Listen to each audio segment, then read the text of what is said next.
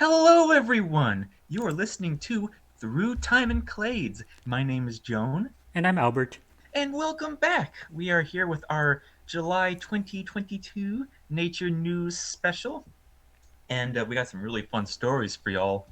It's good to be back again. Mm-hmm. But first things first, Albert, how you been? Oh yeah, I would say between between our last episode and now, it's been pretty busy for me. I think quite a bit has happened, even though not that much time has passed. I told you we wouldn't be away for too long this time, but yeah. Let me think. So some notable personal milestones. I guess I attended my graduation ceremony. So yeah, now the PhD degree is official. I have the piece of paper with the degree on it and everything. So yeah, I can get my bank card change and all that other fun stuff.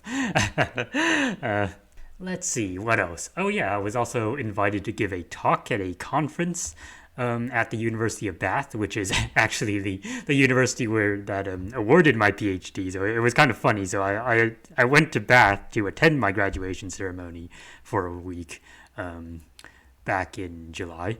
And then I went back again the following week because I was invited to give a talk there for a meeting they were hosting there about the evolution of complexity, which kind of a rather broad and general concept. To be honest, my talk didn't really have much to do specifically with complexity. I kind of just gave a modified version of a talk I've given before on bird evolution. But people seem to like it, and my excuse was basically, well, birds are beautifully complex, so understanding anything about their origins tells us something about the evolution of complexity. So yeah, that was interesting. It was good to see a lot of people there again. I haven't been back to Bath in a long time, or at least I haven't been actually been back and seeing people there for a long time. So yeah, some people I literally haven't been in touch for years. So yeah, it was good to catch up with everyone and see what they were doing. And I think this was also my first conference since before the pandemic that I actually attended in person because in between for the past couple of years, nearly all the conferences have been online. But yeah, I managed to go to this one, and fortunately, as far as I know, I did not contract COVID. So far, still safe. Knock on wood. Um, Good. yeah, let me think. I guess one final thing that's worthy of note on here is that I managed to complete a new piece of artwork, which I have shared on the next slide. This isn't the only piece of artwork I've done in the last couple of years, but it is probably the biggest in terms of size and complexity, and also the longest running project that I've been working on for the last few years, like in at the same time as working on my PhD. Yeah, as I note in the description of this, where I posted on my online art gallery, doing it at the same time as my PhD was probably not a great idea, but it was kind of one of those things. Because once I started doing the PhD, I kind of realized that I can't really just wait around for times when I'm not busy anymore because I'm never going to be not busy, and so it was like, okay, well, I might as well manage my time so that I can at least try to work little by little on some of my other projects on the side. Um, and so that's what I did with this. And it did take me 2 years, almost exactly, to finish it, but I ended up finishing it. And of course, you can't actually see all the detail here on the slide.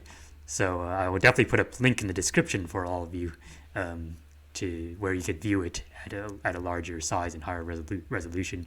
I did put some close-ups of it on the side. That's what the two pictures on the right here are. They're kind of like close-ups of different parts of this big phylogenetic tree I drew. And so what this is really a phylogenetic tree showing the interrelationships of birds, but not only birds, also their extinct relatives as well. That was kind of one of my main goals in doing this was that I wanted to show not only like all the major groups of living birds, but also some of the notable fossil birds, at least the ones where we understand something about their phylogenetic position, and also pretty much like some of the major groups all along the bird lineage as well. So like all the extinct groups that are more closely related to birds than to any other living animal or any other living thing for that matter. Because as we kind of lamented when we did Dinosaurs the Second Chapter, our series on bird evolution, like a lot of resources on say extinct dinosaurs, for example, a lot of books that talk about extinct dinosaurs don't really go into much detail about modern type birds, whereas a lot of resources on modern type birds don't tend to go into much detail on extinct dinosaurs. And so I kind of wanted to have all those things together in one picture because that's something that is not done very often. Yeah, phylogenetics is of course one of my favorite subjects in general. It is, after all, what a lot of my research focuses on. And so I've had a bit of a history of drawing like phylogenetic representations of evolution. And yeah, like prior to this, I think one of my biggest and if I may say so, most best known artworks was like a phylogenetic tree of vertebrates, like covering vertebrates in general, which was something I did way back when I was an undergraduate student. So it needs a lot of updates now, but it's still one of my most popular pieces, and I had a lot of fun doing it. So I kind of wanted to do something for birds specifically, because in the vertebrate tree I didn't get to go into birds in much detail. And so I'd been planning to do this bird tree for like even longer than I've been working on it, because I think, I'm sure I've had the idea for like a very long time, but when I started to actually say, okay, I'm going to do this, was I think back in 2018. And I think that was because National Geographic announced that they were going to call 2018 the year of the bird, to kind of raise awareness about birds and bird conservation and things like that. I was like, oh, that would be a great opportunity for me to do this phylogenetic tree of birds. Of course, I never even got around to starting it in 2018. That's how it goes. But eventually, I think I guess, 2 years ago. I guess, in 2020, I suppose, during the lockdown period, I was like, okay, let's just do this. I'm gonna, start working on it then, and then finally now it's here, and it's pretty neat too, that because the thing with projects like these is that like there's a benefit to waiting for a while to do these things, because of course new studies come out, and suddenly we get better understanding of like the position of certain groups, or like some groups that are on this poster. If I had done this in 2018, we wouldn't have known where to put them, basically. Whereas now we have a better understanding. As the years go on, I'm sure there will be things about this poster that become outdated. But for now, it is essentially as up to date as I can make it. I'm not going to say that everyone is going to agree with my decisions regarding the placement of all the groups here. But I would say that the relationships I chose to depict are at least justifiable by some recent studies or some others. It is essentially a representation of the scientific consensus of the phylogeny of these animals, at least based on my own interpretation of the literature. It's good to finally get it done. I like even though this only covers birds versus the vertebrate tree that covers vertebrates in general, I think I went into more detail regarding the birds here.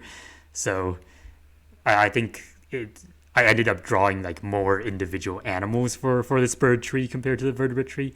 I think someone asked me like how many individual animals I drew for this, and it's like somewhere it's over 300. It's something like that. Wow. So yeah, it definitely took quite a bit of time, but I'm pretty glad to be finished with it, and it's received a pretty good response too on social media where I posted it. Like after I tweeted this out on Twitter, for the next 2 or 3 days, I just kept getting endless notifications on Twitter. Like every time I logged on to Twitter, it would be like a dozen new notifications. And it got to the point where like Twitter was not even showing me all the different replies I was getting. I had to actually like go back to my original tweet and look underneath to see all the replies, and I would see, oh, here are some I forgot to respond to, or like I didn't see earlier and couldn't respond to. Um, we'll see. Like if I don't know. Is it safer to say if I'll ever do a phylogenetic tree like this again, or when I would do it again? Because I feel like the answer to that is going to be when, even though I currently do not feel like doing another one anytime soon. Um, well, we'll see what other group of organisms catches my interest next time. Because in addition to the vertebrate tree and this one, I've also done one on rodents, which was a pretty fun one. I do quite like rodents, and they are, even though they are very diverse among the mammals, they are less diverse than birds are. So it was a bit easier to cover the major groups. But yeah, we'll we'll see. Like when I next do a project as big as this, and as well as what it will actually be on. But for now, I think I'm gonna be taking a break from such large projects. No, you definitely do deserve a very good break. This is an impressive achievement. It's a very beautiful representation of bird evolution for sure. I love that it looks like a tree as well. You know, all the birds are kind of perching on the different branches of the tree. It's a nice representation. I mean, I totally hear what you're saying about like the decisions you made in what groups you show and what relationships you show. I mean, I think you took a very safe approach. I mean, obviously, like the biggest thing here is the huge polytomy for the Oh neo-avians, which, yeah. as we discussed in Dinosaurs: The Second Chapter, I mean, it's a huge point of flux right now. You know, about how all of these birds, like the major bird groups, are related to each other. Um, of course, like everybody has their pet hypotheses, and there have been numerous studies that have had their own sorts of branching orders, you know, where some groups are earlier than others, or some groups are grouped with others. But I think what you've done here is very fair. And it still conveys the point that, I mean, birds are just amazingly diverse and like they all diverged from each other relatively in a short period of time. Mm-hmm. Um, and yet we have all of these these different forms, you know, these high flyers, and deep divers, and nectar feeders, and meat eaters. It's just amazing, and yeah, I've liked your phylogeny project. I was just gonna mention the rodent one. Mm-hmm.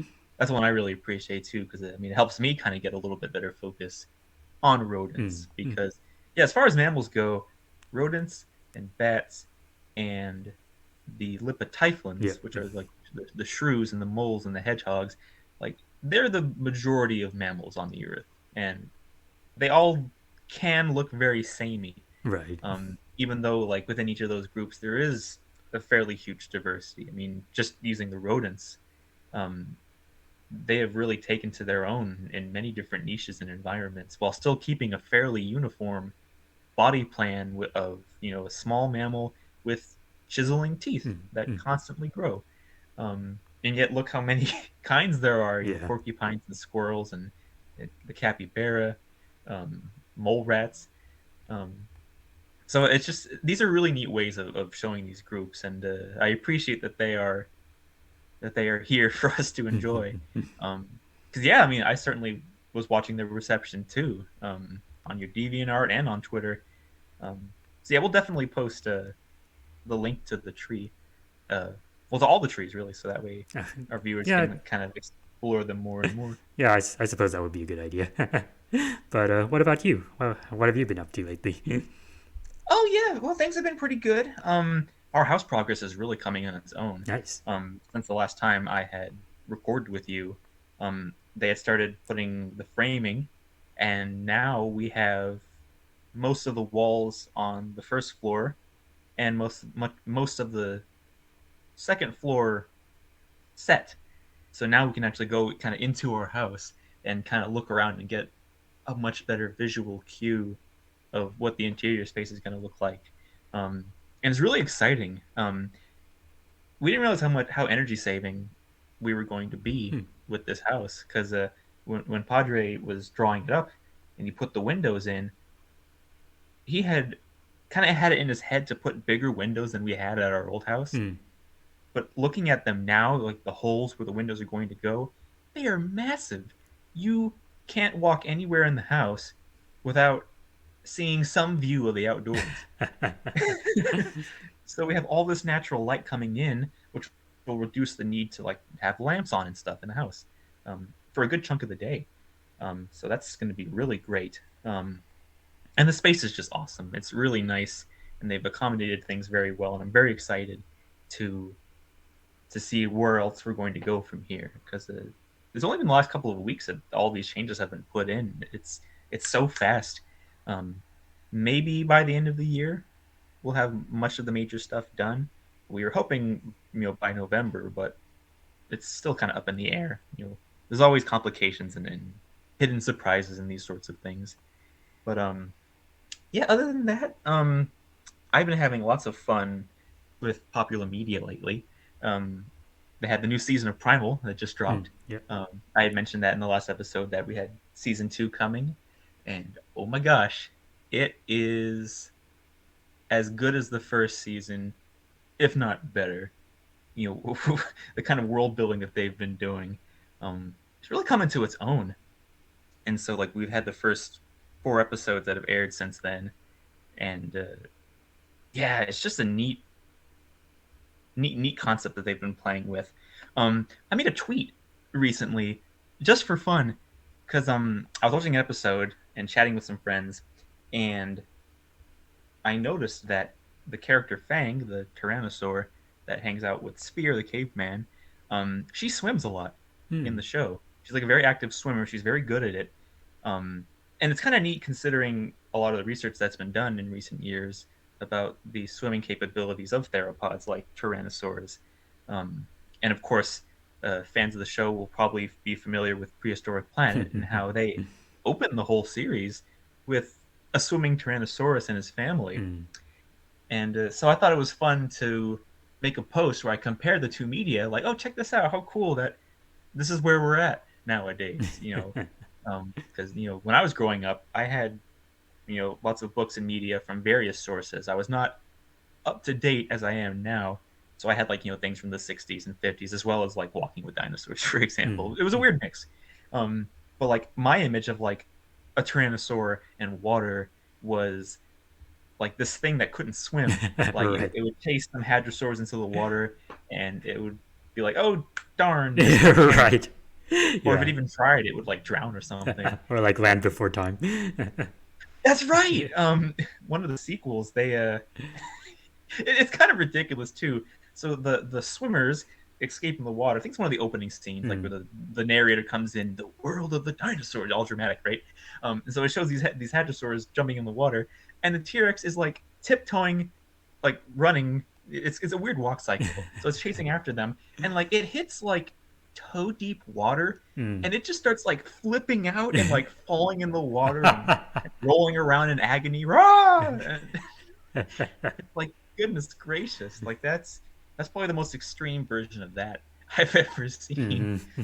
Um, so of course I was thrilled that we had two recent paleo media that heavily featured a swimming tyrannosaur. So I put two similar frames together of Fang swimming and Hank the T Rex swimming Hmm. uh, at like the big poster that the promotional poster for Prehistoric Planet. Um, and I just thought, oh, maybe a couple of my close friends will like it. It's a Hmm. cute little dumb thing that I did, right? Over the course of 2 to 3 days, I had gotten like 600 likes Oh my for goodness. this thing, and like all kinds of reblogs. Um, and I feel like maybe that was my fault because I put hashtag Primal Uh-huh. like right during the night that a new episode aired. Oh And of yeah, course, right. after new episodes air, everybody's on Twitter like, "Oh my god, did you see that? What Right, happened right. today?" And so like, that's probably how it got a lot of attention. Darren Naish saw it. Ricardo Delgado saw it. Wow. David Krentz saw it. Oh my Of course, he goodness. he worked on Primal, or Yeah. he works on Primal. Um, so, and of course, once Darren Naish retweets something, Right. then oh my god, then more people show up because they're usually going to see it. So yeah, I had a unintentionally surprised viral tweet recently. Nice. Um, so I'm kind of happy about that. Um, Now there were a couple of comments that I had gotten, and I do want to make it clear in case anybody's listening and has seen that tweet. Nowhere am I implying that Prehistoric Planet stole from Primal. Right. Right. I was mostly looking at it like, again, like, how cool is it that we have swimming tyrannosaurs as more of a norm nowadays Mhm. than what I had growing up. So I'm no way, pointing fingers at anybody or making accusations. It's just a fun tweet, nothing like that at all. Um, but I've been enjoying that. Let's see, I've been watching an Adult Swim show called Bird Girl Hmm. that I've just been obsessed with lately. It's a superhero-ish comedy, dramedy. I don't know what the genre is. Mhm. It's really funny. Um, but like the biggest thing that I've been doing for the past couple of weeks, um, I realized that I had not seen the majority of David Attenborough's Life series. Hmm. So, we've talked about the Planet Earth franchise. All of the recent documentaries that have come out, like Blue Planet and Planet Earth and so forth.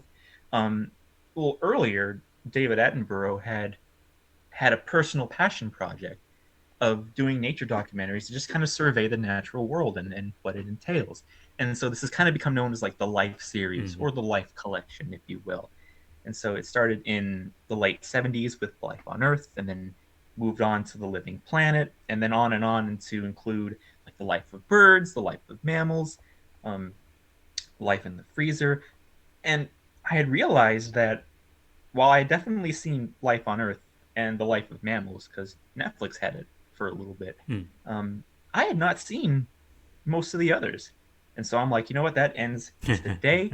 I'm gonna set this goal for myself and just have a watch marathon. And I watched all these series, and wow, when you put them all together, it is such an experience. I certainly have more to say about those series in particular, um, but I definitely want to shift gears a bit because at the time that I was doing this, the most recent of the Planet franchise had been airing on PBS, the American release. So if we go to the next slide, we will see that I am talking about the Green Mhm. Planet. So this was a five-part series.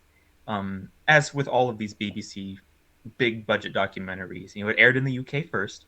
I think it was like earlier this year in January, February time that it aired, because you were talking about it, Albert, on Twitter. Hmm. Yeah. But then later in the summer, so just recently, it aired on PBS here Hmm. in the States. And so I got the chance to finally watch it. And I am happy to say that in a far cry from the older of the Planet franchise, this one has pretty much been left as it is, as it aired in the UK, Hmm. with no major changes. Certainly no narration shift. It's not like with Planet Earth where they replaced David Attenborough with an American celebrity. Things like Sigourney Weaver for that one. Um, but what surprised me was this one was a lot more of a personal project for David Attenborough than the others. For one thing, he's in it a lot. He has many like on-screen appearances where Hmm. he's showing different plants. Which, if you couldn't tell from the title, the Green Planet is all about plant life. It's in a very similar vein to his show, The Private Life of Yep. Plants, which is part of his life collection that I alluded to earlier. Um, but instead of the main themes focusing on the life histories of plants, so from germination to pollination and beyond, the Green Planet was more about how plants survive in different ecosystems and in different environments. So you have like tropical worlds, which was the first episode, which is about like the rainforests and the subtropics. And then there was I think it was like aquatic worlds or water Yeah. Well, worlds, where it some was like, water worlds or something like that. Yeah. yeah, not, where it was as you might guess about plants and how they live in water. So very very very basic approaches. But man, I was really impressed with this series. I had my complaints in the past with some of these BBC series where we're getting a lot of similar themes that have been shown in early documentaries. Mm. Certain species that have been shown again and again. Um, but as far as I'm concerned, this series, for me at least, has had mostly fresh content that really like took me by surprise and delight. While I love plants, as I love all organisms, I would not call myself a plant expert. I'm not a botanist. I don't claim to know even some of the basics regarding some of the major plant groups. So this was kind of really refreshing for me for a change. And of course, some of you may be thinking, "Oh my God, a documentary on plants? What? They're gonna just show pictures of grass and trees for an hour at a time?" It's like, no, of course not. Much like the private life of plants, this series uses a lot of time lapse photography, where you can kind of really see plants on their own time scales and how they are as actively moving and engaging in conflict and and spreading around the world just like animals do. And in many ways, like their sensory organs are like animals too. Mm. Um, what was neat with this series is that they developed a new type of camera for it. They called it a Triffid, which I believe is based on a book, some sci-fi book or something. But it's a time-lapse camera that can move in space. So like it can move slowly and get kind of different angles and dimensions on plants or just about anything else that they want to film that had never really been seen before. And it's a really neat approach, and it makes for some very beautiful footage. Um, Gosh, just thinking about highlights from the show, uh, there's quite a few. One that really struck me that I thought was genius was at one point David Attenborough visits, or should I say, revisits a creosote Oh bush. yeah. It's a dry living plant, and it's the same bush that he had visited less than 40 years ago on one of his life series, The Living Planet, which is about ecology. And this was to show that in all that time, it had barely changed. Right. Yeah. Um, Creosote is a very slow growing plant, and so in about 40 years, it maybe grew a quarter of an inch in that time. And so like they showed footage of him from the living planet, and then like with a wide shot of this bush, and then it just fades into the new footage of him much older. And yeah, the bush, it's like nothing happened to the bush. Mm. It's like the following day from the living planet. He went to go see it. So that was a really fascinating footage. Um, I loved the giant Amazonian water Oh lilies. yeah. These are very aggressive plants, so to speak. They require a lot of space, and so like they grow out of the water and they kind of establish dominance Right. over all the other plants in the water. So like they have like spines under their leaves, and they have like little stems that kind of beat around and swing around and kind of knock plants away. That was really neat. Of course, the Amazonian water lilies are enormous. I think some specimens you can fit like a 3-year-old kid on it, Yeah. and it'll float like a boat. Right. Um, um, and then they had leafcutter ants, Mhm. which is kind of like a staple of Attenborough documentaries. But what was cool is they used the Triffid camera to like kind of follow them through the woods, and it was just a very neat way to kind of see like this massive ant and how it moves and kind of carves its own little terrains and trails through the rainforest landscape. I thought that was cool. Um, there was a bright pink river weed that's called Macarenia, not Mm. Macarena, Yeah. Macarenia. Um, and it grows in the Canio Cristales River in Colombia. Um, I had never heard of this plant before. Mhm. Yeah. Same. It's a flowering plant, and it's just bright pink and red. It's so interesting, and it grows in these waters, and it basically like it stains the water pink Right. almost. It's one of the few places in the world that you can see something like that, and that because like Dad's been watching it with me too, and even he was like, "Wow, I didn't know that." So that was definitely a highlight for the two of us. Um, and then lastly, I loved the last episode, which was all about plant conservation and how plants have adapted and also suffered under human Mm. circumstances. Mm. Um, which was, I thought it was very. well done, I think, Hmm. covering kind of sort of the main issues in plant conservation at the moment. Dealing with the spread of huge monocultures everywhere and uh, the loss of habitat for farming. They talk about the seed banks, for example, um, and they spend a little bit of time on domesticated plants like Yeah. farm plants. And I did not know this, that wild oats, the ones that grow in the Levant, um, they walk. Yeah.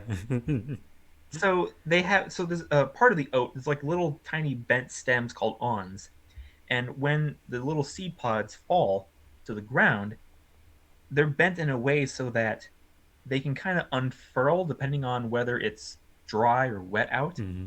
And as they do so, they kind of like tiptoe the seeds further away from the parent plant. And I hadn't seen that before either. Hmm. And so I thought that was, I mean, it was kind of hilarious too. These little doodads walking around, and it's oats. Yeah. You make oats fascinating, then you got a great series on your hands. And so I was very pleased. I think I can safely say that The Green Planet is probably one of my favorites Hmm. of the recent series that have come out. It's definitely on par with like The Hunt Hmm. or Africa, where they're showing far more unique behaviors that have rarely been filmed or much less showcased than maybe many other wildlife documentaries will do. And so I'm very happy to say that I was pleased with this one. Yeah. Um, but Albert, I'd love to get your thoughts on this one as well. Oh yeah, like I agree with like pretty much everything you've said. I forget if I actually commented my thoughts on the Green Planet anytime before on the show while I was watching it here. But yeah, it is really excellent. Um, the footage is very cinematic, and that could be a good thing, or some people might consider that not necessarily a good thing. But I mean, it does make it look very incredible. The visuals are amazing. Um, the premise is quite novel. Of course, as you mentioned, there has been the private life of plants previously, but other than that, there haven't been too many other high-profile documentaries that focus specifically on plants. And you know, while I am interested in biology in general, I can't claim to be very well versed in botany either. So a lot of the stuff in this series was actually new to me, which is not always the case when looking at more animal focused documentaries. So that was really refreshing. Um, and yeah, like so many of the footage and the species that were on display here, like some of them I'd never heard of before. Um, some of them I'd never seen them depicted in this way before. It was all really good. And I was also surprised too by how much David Attenborough was on screen. Like in a lot of the recent BBC productions that have him narrating, uh, you know, that's pretty much his entire involvement with those series. Is he is just an off-screen narrator. At most, he might appear for like a brief scene in the beginning or the end or something like that, just to kind of open up and close out the show or highlight certain points. But like here, he's like actually traveling to these places and like interacting and observing these plants himself in many cases, which harkens back definitely to the a lot of his own Life of series that you mentioned. Um, so that was really cool, and just watching him like interacting with the plants and like so even like conducting his own experiments in some cases. Uh, it was really nice. A really nice throwback to those older series, and it's great to see him still up to this.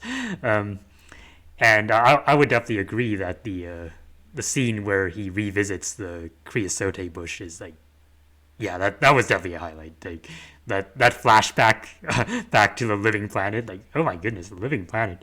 Yeah, that came out in like the 1970s or something, right?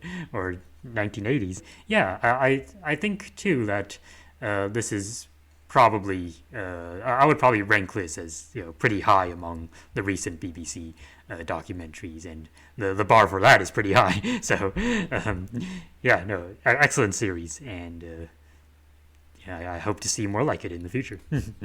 Absolutely, because I think for the roster, because they made a huge announcement a couple of years ago about what series are going to be upcoming for the Right, BBC. And so like they've already mentioned like Prehistoric Planet and the Green Planet and the Mating Game. So all those are done. Now I think we have like Frozen Planet 2 right. and Planet Earth 3. So Mm-hmm. we have more sequel series upcoming. Yeah, Um, I am very curious what Frozen Planet 2 is going to be like because I haven't seen the first one in a while. I managed to get a hold of the DVD recently. I'm pleased to say, so I can actually like refresh my memory mm-hmm. because that was like that was the 2010s, right? When that came out, Yeah. at least early 2010s. Um, and now that I've seen Life in the Freezer, which came out in the 90s, which was about focused more on Antarctica on its own, Right. it's interesting to see Attenborough returning to the poles since the polar regions are one of the more vulnerable environments Yeah. right now. In fact, I believe for Frozen Planet, he did something similar to the Green Planet, where he went back to some glaciers that he had visited Mm. on like various like previous documentaries, like Life in the Freezer, and of course like the contrast now, where the glacier is almost gone or is just significantly receded. Mm. It's that those images stick with you. Um, it's like that and there's a Netflix documentary, Chasing Ice, where gentlemen use time lapse cameras on glaciers, and like to see the extent of the damage in that way, yeah, that really drives home that we're not things aren't doing so hot right now Mm-hmm. in that part of the world. So yeah, definitely looking forward to that. So that's really all of my major sort of updates and things. I think it's time we jump into our news stories themselves, Yeah. and I do believe, Albert, you have the first one. Ah, let's see. I suppose I do. All right. I guess we can get started with this one then. Um, this story is, I thought it was quite an interesting one. So this is about an extinct group of mammals, and so if you are at all familiar with modern mammal diversity, you probably know that the living mammals can be divided into three different groups. So there are the monotremes, which only have 5 living species, and are the only mammals alive today that lay eggs. And they're sometimes portrayed in a kind of, I would say, misleading way, because we people will call them like these are the egg-laying mammals, like egg-laying is their defining trait. Um, but that is misleading, I would say, because what they've really done is that egg laying is the normal condition for vertebrates and for animals in general, for that matter. So what they've really done is that monotremes haven't stopped laying eggs since their previous ancestors. Whereas other types of mammals have stopped laying eggs. So like that. So the fact that they lay eggs is not really a feature that kind of diagnoses the monotremes. It's something that they happen to be different in compared to the other living groups of mammals. But yeah, it's not really something that makes them special or makes them a unique kind of lineage. They just happen to be the only mammals that still lay eggs and never got rid of that trait. And then we have the two other groups of mammals that are the live-bearing mammals. And here, live-bearing is kind of a new trait that evolved in these lineages. So we have the marsupials and we have the placentals. And the marsupials have a very interesting reproductive strategy, and that is they give live birth, but their babies are born at a very, I guess we would consider them rather undeveloped state. Like it is often said that a baby marsupial is born at the size of a jelly bean, kind of looks like one too. It's just this pink blob. Barely has like distinguishing features. In some cases, their hind limbs are not even fully developed when they're born, and they only have forelimbs essentially. So what happens to baby marsupials is that after they're born, they usually have to crawl their way into their mother's pouch. So that's another notable feature of marsupials, is that most of them have a pouch, at least the females do. And so that's where the baby continues to grow until it gets to a stage where it can kind of fend for itself, or at least leave the pouch and move around and eat and things like that. Whereas the placentals kind of do most of their growing inside their mother's bodies. So we, of course, are placental mammals, and so placental mammals have a much longer period of what we call placentation. They remain inside the mother and kind of exchange nutrients through the placenta, which is an organ that's connected to their mother's body, and then when they're born, they are, they're at least further along their development than a marsupial would be. Now, of course, within the placentals, there are still varying degrees of development at the age of birth. Some placental mammals are born still kind of blind and naked, but at least they have, all their limbs formed and all that. And others are born very well developed and can probably stand and even run around at birth. There's quite a lot of variation, but still, these three different groups of mammals have very distinct ways of reproducing. But we know from the fossil record that in the distant past, there were mammals that did not belong to any of these three groups. They were not monotremes, were not marsupials, and they were not placentals. And there were many groups of these mammals that didn't belong to any of these living groups. One of the most successful groups of these extinct mammal groups was the multituberculates, which are the subject of the study we'll be talking about here. The multituberculates were a group of mammals that were not only very diverse in that we know of a lot of different species of them, but they were also very successful in that they lived for a very long time. So the oldest known fossils that we have of them are from around the Middle Jurassic or so. So that's like 160-ish million years ago. And they lived all the way into the Eocene. So the Eocene is actually after the end Cretaceous mass extinction. So the multituberculates were one of the groups of mammals that survived the end Cretaceous mass extinction, only to die out a little bit later in the Cenozoic at the end of the Eocene. Superficially, they looked kind of rodent-like. Like they even had like these rodent-like teeth that would help them like gnaw on hard foodstuffs the way modern rodents do. But they were not closely related to rodents. Remember, they are not marsupials, placentals, or monotremes. Whereas both we and rodents are placental mammals, so we are more closely related to rodents than these multituberculates were. But even though these were a very diverse and successful group of mammals, we actually know very little about how they reproduced, and we actually know very little about how many of these extinct mammal groups that did not belong to the living groups reproduced. We just haven't found a lot of direct fossil evidence kind of showing how they reproduce. Like, we haven't found any, say, females preserved with like the young in their bellies or anything. Like, in some cases, we're not even sure if some of these extinct mammals laid eggs or not, for example. Now, in the case of multituberculates, it has been suggested, at least, that they most likely gave birth to live young, based on the structure of their hips, essentially. However, it was not clear whether they gave birth to their young in a more marsupial-like fashion or a more placental-like fashion. So were the young born like very undeveloped, like a marsupial would, or were they already further along their development, like a placental would? And so that was kind of the focus of this study, was to try and figure out what kind of growth strategy did multituberculates adopt. And now, again, we don't have a lot of good fossils like directly of, say, baby multituberculates, so it's hard to answer this question directly. But what the authors of this study found was that we might be able to get clues into how they grew through the microstructure of their bones.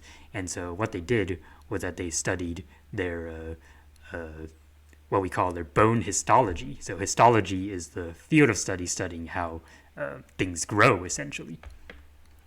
And to do this with extinct mammals, what the authors did first of all was to examine bone microstructure in living mammals. So they would take bones of living mammals and then cut them into very thin sections, so literally thin sections, and examine these under a microscope. And because bone, we sometimes forget about this, but bone is a living tissue, so it's something that grows and changes through an animal's lifetime. And so when you look at a thin section of bone under a microscope, you can often see traces or like hints of how the bone was growing as this animal lived. And so you can gain some insight into how quickly and when the animal grew. And it turns out when they examined the bone histology of marsupials and placentals, they found, and this was consistent with previous studies that looked at this subject, marsupials and placentals tended to grow in very different ways, and therefore they had kind of very distinct patterns of growth recorded in their bone histology. So in marsupials, which is kind of pictured on the leftmost box on the slide here, they gain this very thick outer layer of bone as they grow. And a lot of the original bone that is laid down when the marsupial is a newborn, so that's kind of the purple ring you can see there, that gets reabsorbed as the marsupial grows. So once a marsupial reaches adulthood, it gets this kind of very thick outer ring of bone, and then it has a couple of rings on the inside maybe, but most of that bone is either reabsorbed or is not deposited, or not much of it is deposited in the first place. So that has a very distinctive kind of growth pattern. Placentals also have a distinctive growth pattern, but it's very different. So they start out as well with this initial layer of bone, this purple ring, when they're born, but they add a lot more bone to the inside of the bone itself, and then they add a little bit on the outside too. So they have a kind of a 3-layered structure to their bones. In fact, in the paper they actually call this a sandwich structure, which is kind of fun. Placentals have a sort of sandwich structure to their bone growth. So that's very different, and the author suggests that the reason for these differences has to do with how they grow, essentially, because a baby marsupial has a lot of growing to do in terms of body size when it's born. Remember, when it's born, it's the size of a jelly bean, so it has to grow. When it grows to adult size, that's a massive change in size. And so it's mostly focusing on depositing bone on the outside of the original kind of baby bone, so that it can actually grow to its adult size.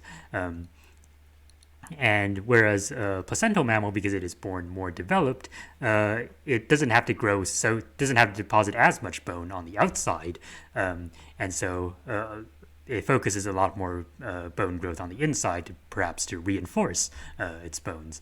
They also found that these growth patterns correlate very well with how long these mammals depend on their mother's milk. Basically, mammals that deposit more bone on the outside of the original bone tend to have a longer period of kind of feeding on their mother's milk. So this is the case in marsupials, because marsupials are born so underdeveloped, they have to spend a long time reliant on their mother's milk before they're actually old enough to feed on solid foods. In fact, this was not only the case in marsupials, but the authors found that this was also the case in 2 groups of placental mammals, which deposit an unusually large amount of bone on the outer surface. And those are the primates and the bats, both of which are known to have kind of extended childhoods, essentially.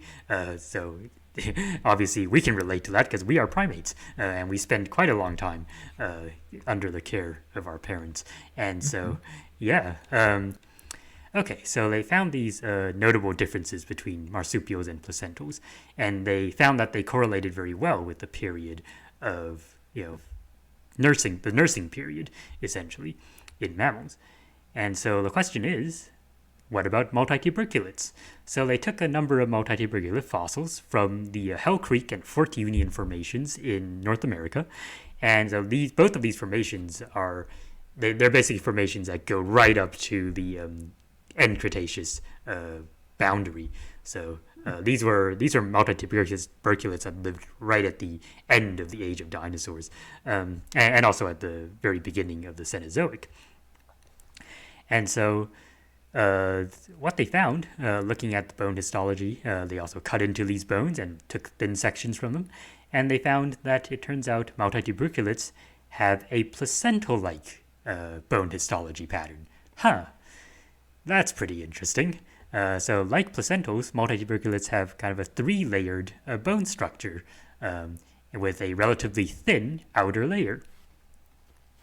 So that suggests that multituberculates had a more placental-like growth strategy, probably being born at a larger body size and having a shorter period of growth after being born.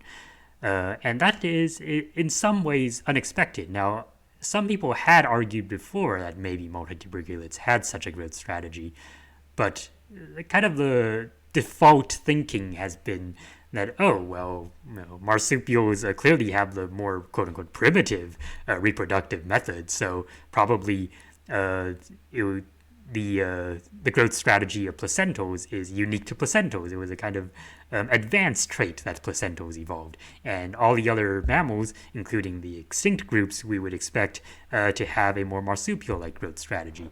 That was at least the default thinking, and it was also driven by the fact that monotremes, when they come out of their eggs, are also, they also kind of hatch at a relatively undeveloped stage. And so it was thought that, okay, so ancestrally mammals must have had this undeveloped, must have been born at this undeveloped stage, and it was only later placentals evolved kind of a more independent young.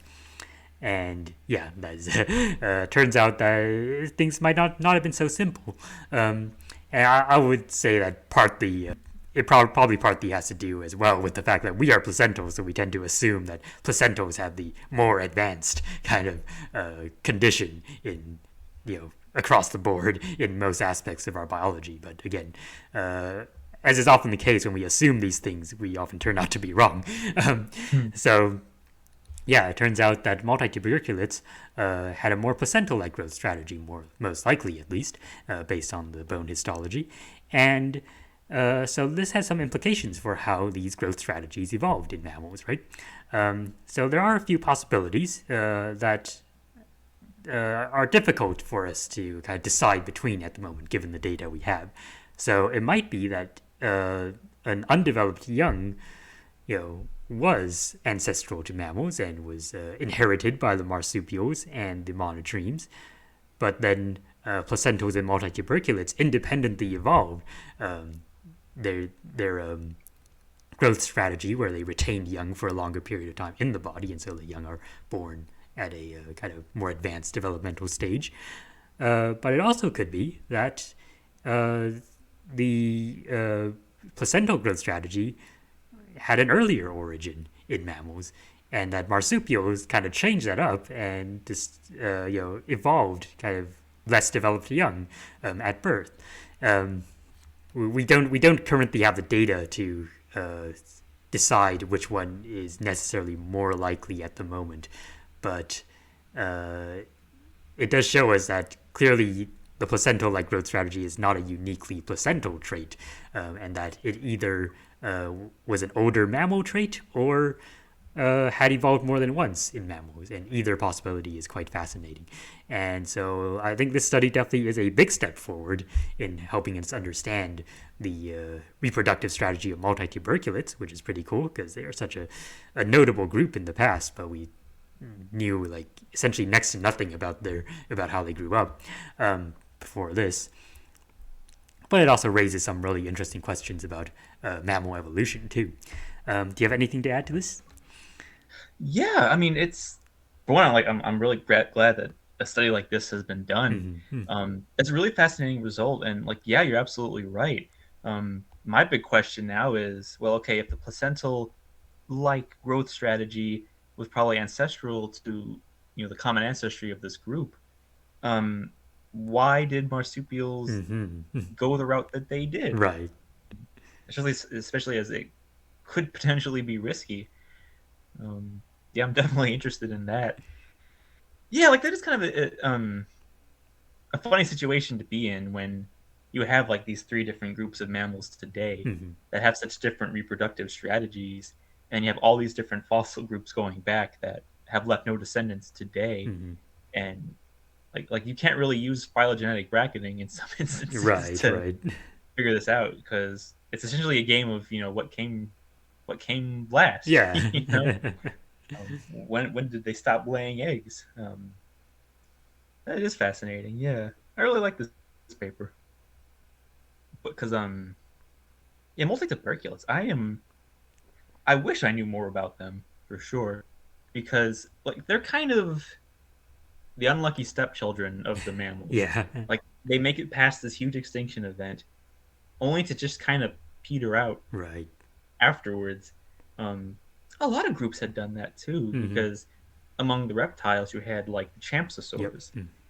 They made it through, crocodile-like forms. Then they kind of petered out. There was a group of amphibians, the albaner, damn it, Yeah. albanerpetantids. I That's right. don't know if I'm saying that right, but yeah, like they had survived, and they actually, I think they lasted quite a while, didn't they? Mm-hmm. Because like, Yeah. didn't they die out in the Miocene?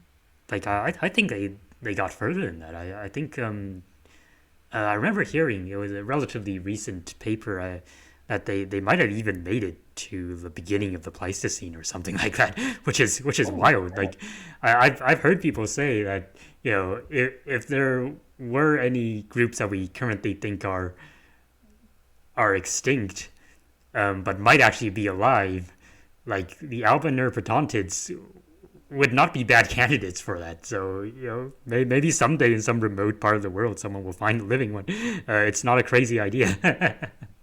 yeah, like a coelacanth situation. Right. Oh wow, gosh, it wouldn't be nice to see that day. Um, Yeah. well, hey, good for them.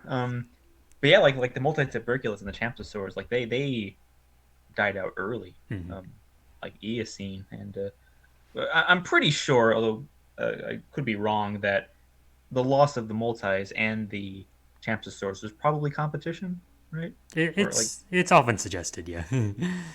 it's like you said, like they're fairly rodent-like, Hmm. um, and of course, once you have rodents, like actual rodents, on the scene, kind of doing similar things that they're doing, but at a much, I guess, more successful scale, reproductively, uh, that could cause some issues. Um, yeah, it'd be fun to read about for sure. Hmm. Um, this is cool. Um, so I think we can move on now to my first story, or rather, my only story. I'll explain in a little bit why that is. Um, this is one of those papers that just kind of blew my mind so much that I had to talk about it today.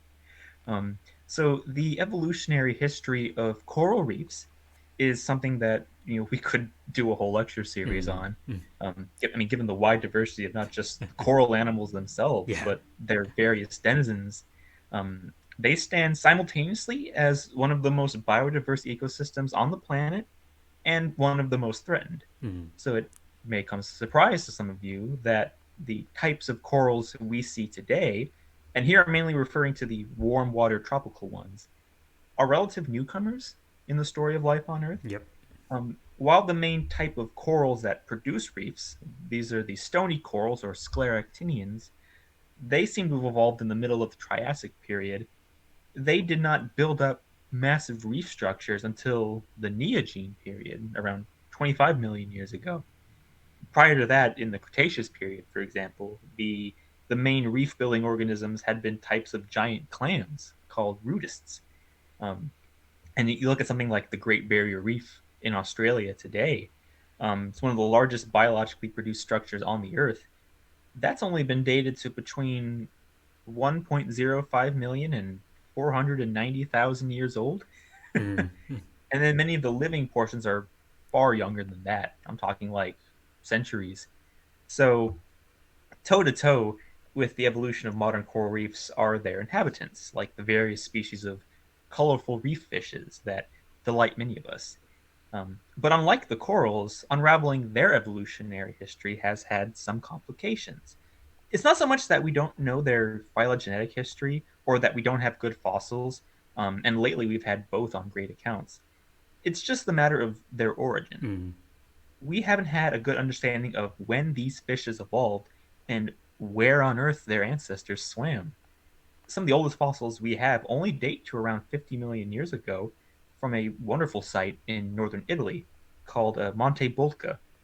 And at the site is a particular area called La Peschiera that has produced some of the most beautiful fish fossils of the Cenozoic.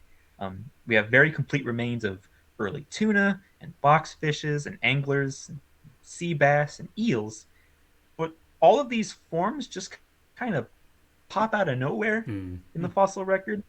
I mean, then they surely must have had earlier antecedents. So where were they? Well, the answer to that came from a very unexpected place. So, beginning in the 2000s, a team of archaeologists had been working in southern Mexico at the former Maya city state of Palenque. That had flourished during the Classic period before its collapse around 800 AD, and it has provided some of the most wonderfully preserved architecture and aesthetic pieces of the Maya, like Classic period. And so during their excavations inside some of the limestone temples, they had found all sorts of fossils belonging to marine fishes and invertebrates. Now, the limestone had been dated to the Paleocene epoch, specifically the Danian age. So that's the time immediately after Mm. the end Cretaceous extinction event, which will make things interesting from here on out. Many of the species uncovered are known to frequent coral reefs today, and three lineages of fishes in particular stand out. So, the photo on the left, you can see one of the temples and the excavation work that has been done. But they also have photo representatives of three of these fishes on the right of that image there.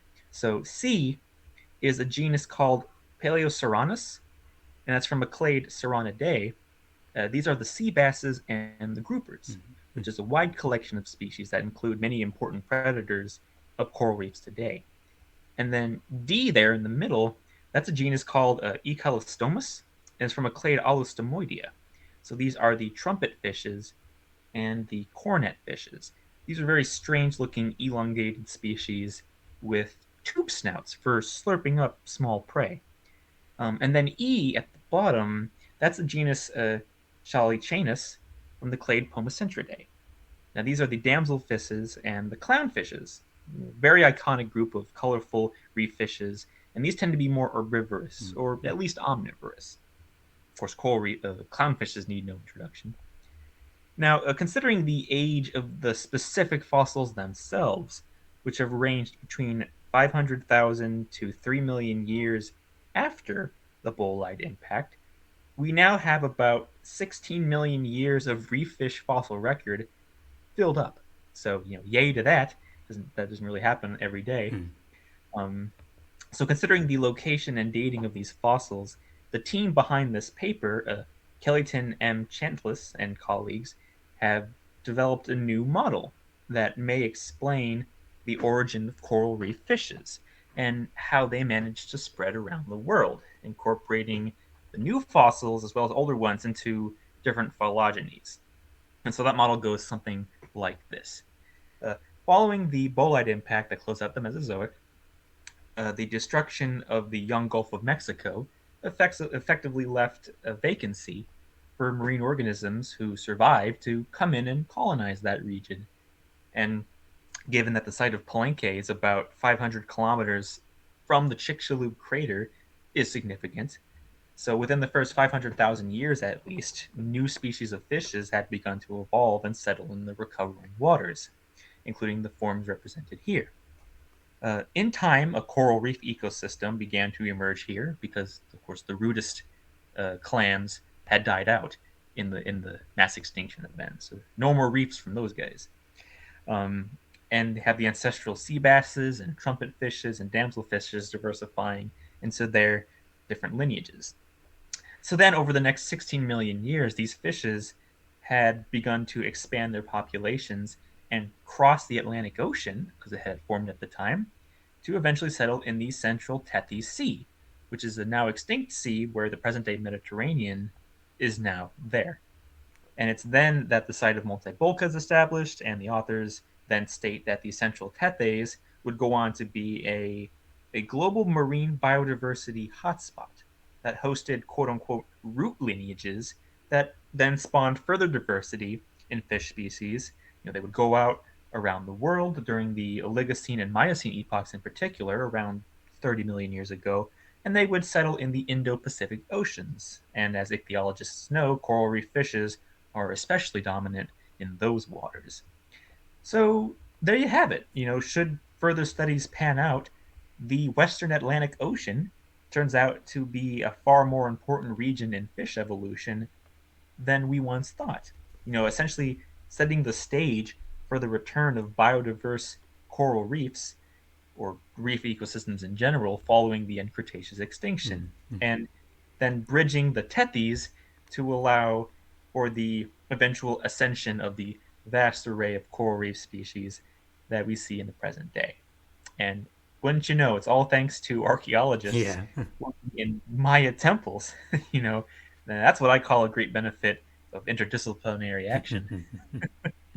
So, Albert, I'd love to hear your thoughts on this wonderful paper. Oh yeah, I mean the fact that these findings were made while doing archaeological research was that's a great backstory to this discovery. I mean, definitely, and I mean the findings themselves are really interesting too, because we often think of the um, the end Cretaceous extinction as just the extinction of the non-avian dinosaurs and the kind of beginning of the rise of mammals, but obviously like lots of other life forms, pretty much all the other life forms on Earth were also affected by that major global event too, and we're definitely really interested in learning about how those other organisms were affected, and certainly the diversification of modern um, reef fishes is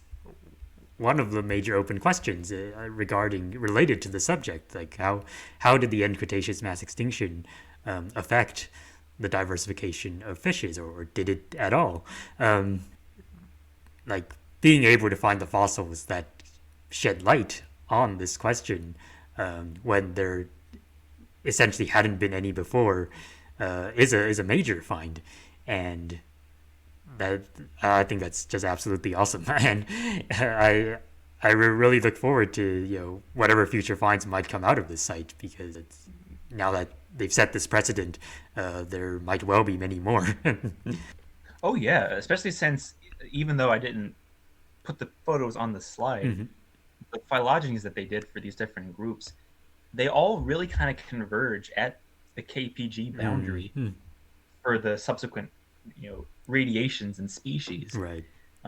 So it seems we have yet another major group of organisms today that really owes much of their diversity to this extinction event. Mm-hmm. Um, yeah, they are kind of like the unsung heroes of the KPG because, yeah, I mean the dinosaurs and the big reptiles, they kind of they're the stars of this event because they're the most charismatic animals Right. on the land and in the oceans in some cases. But of course, yeah, like you said, they have all these different neighbors around them, plants and animals and fungi and who knows what else. Mm-hmm. And they all of them were just as heavily affected. They don't have to be wiped out to be an important player in the story. They Right. just have their numbers reduced or a new opportunity is born, they can kind of come in and take over. Mm-hmm. Um, yeah, just really incredible. And yeah, like who knows how many sites like this are there at different archaeological sites. I mean, it's like the Egyptian pyramids. They're made from uh, sandstone from uh, forams, foraminifera. Yeah. These little shelled microorganisms that are they look like amoebas, but they're unrelated. Um, and those have told us a lot about what Egypt was like 50 million years ago. Mm-hmm. Yeah. They had these huge masses that just sank to the ground to produce the quarries necessary to build these pyramids. It's funny, everything's kind of connected in a fun way. Yeah, indeed. So now I think it's time that we come to our last news story. And Albert, you have this one as well. Yes, I do.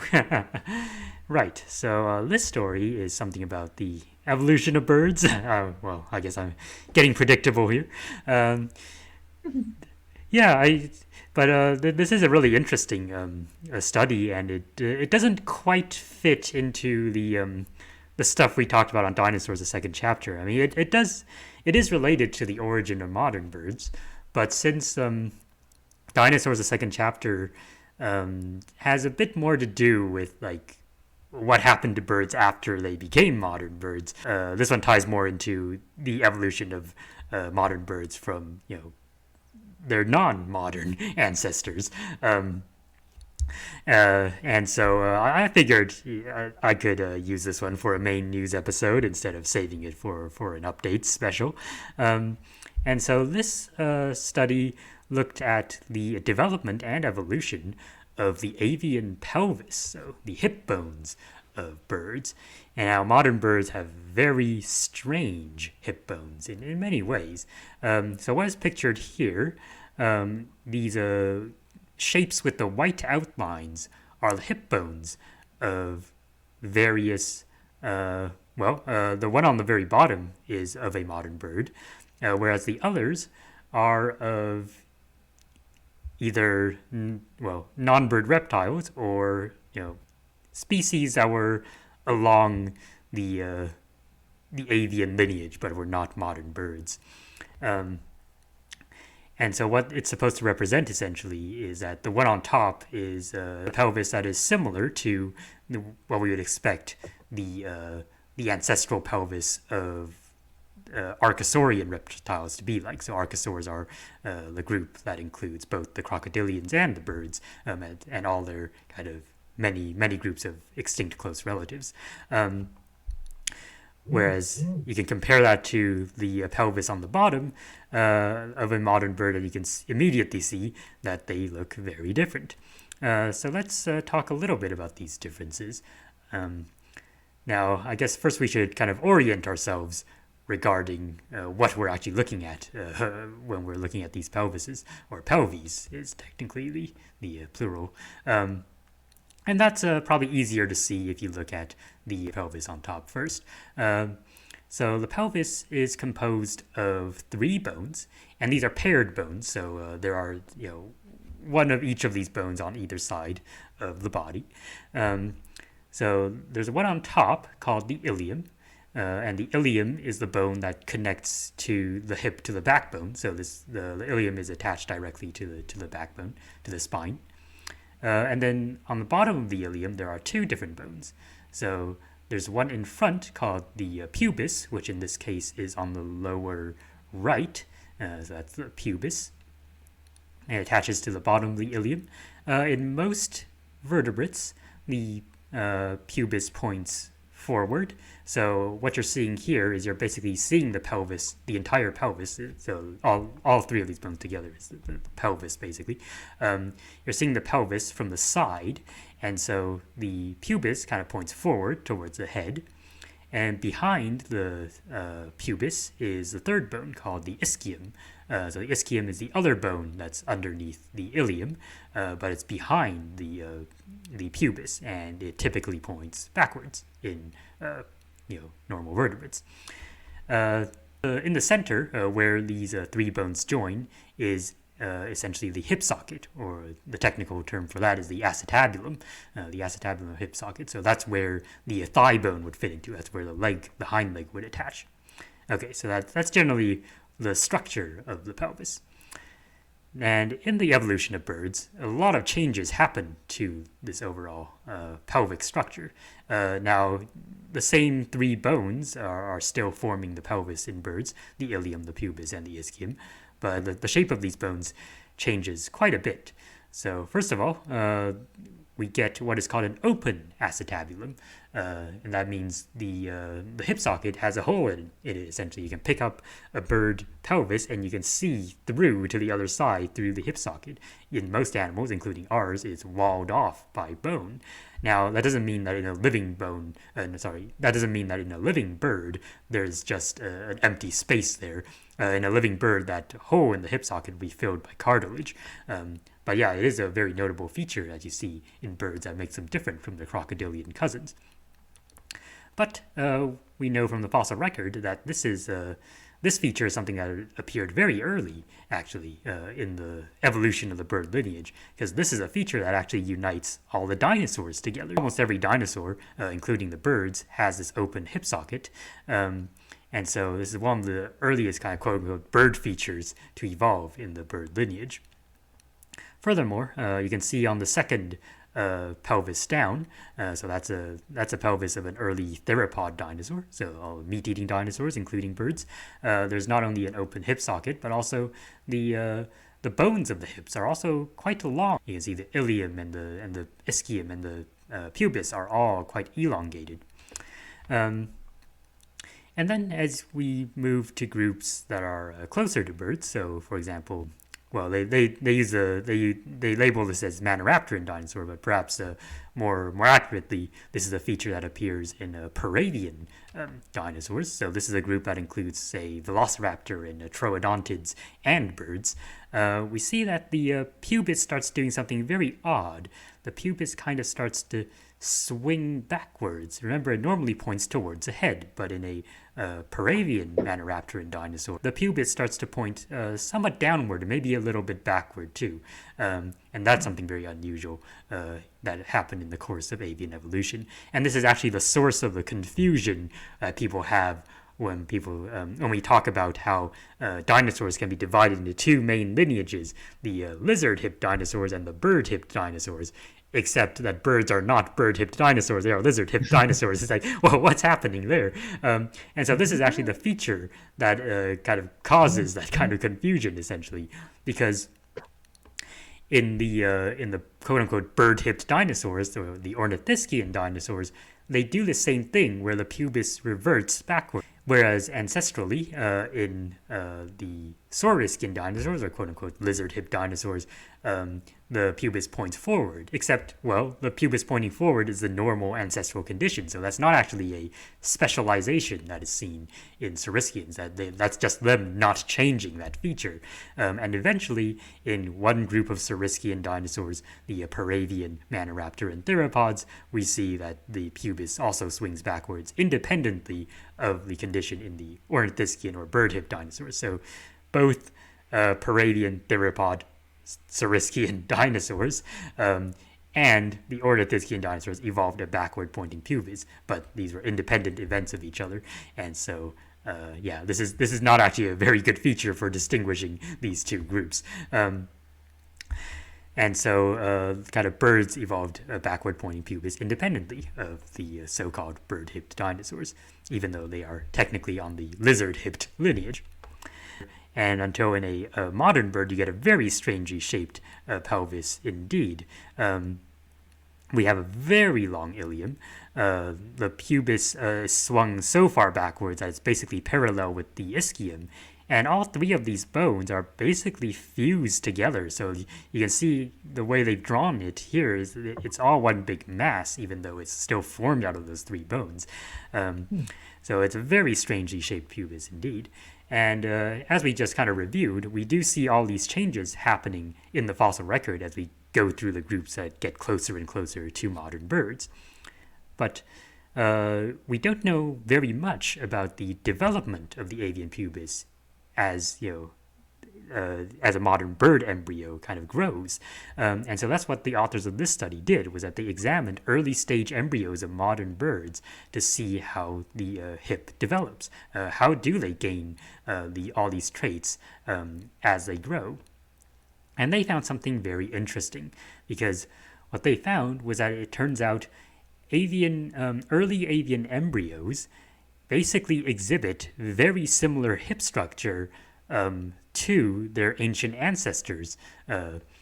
And they do this kind of in a sequential order, in the order that we would expect these features to evolve, in the same sequence as we see these features appear in the fossil record.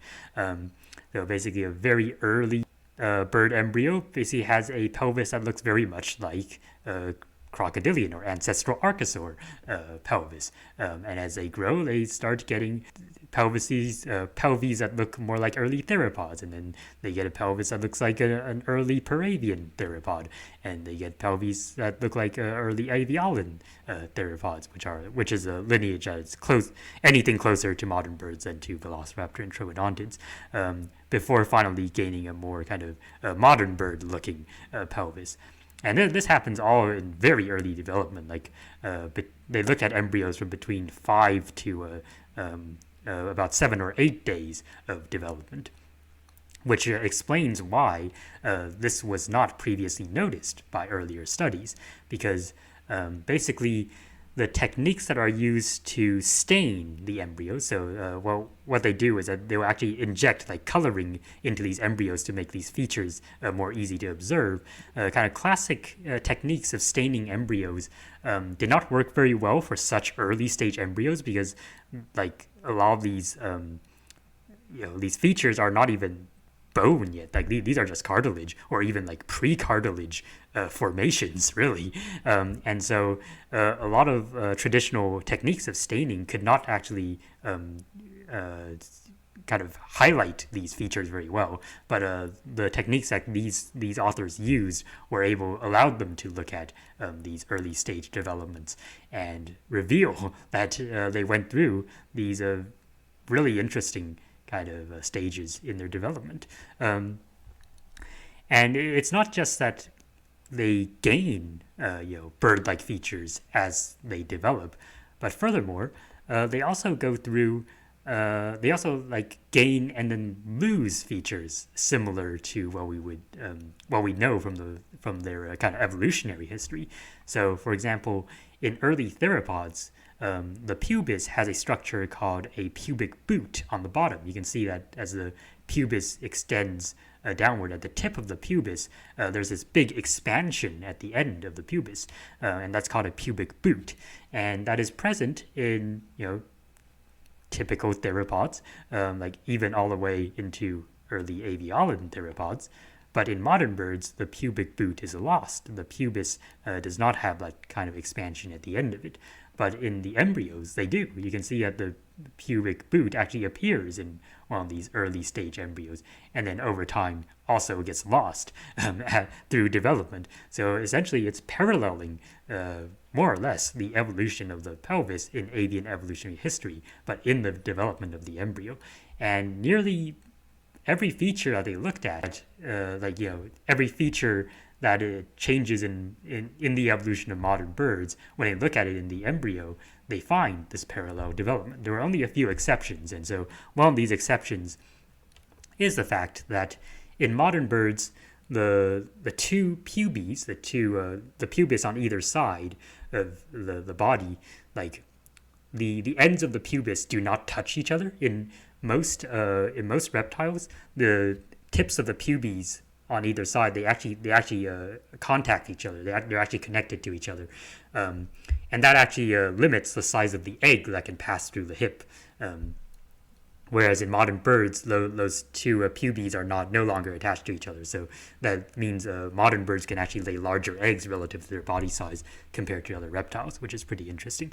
So that's a feature that actually remains throughout avian development. So they don't pass through a stage where the pubes are connected to each other during the embryonic growth. But that was one of the very few exceptions. Like pretty much all the other features that we see change in evolution are also represented in the change in embryonic development, which is very interesting.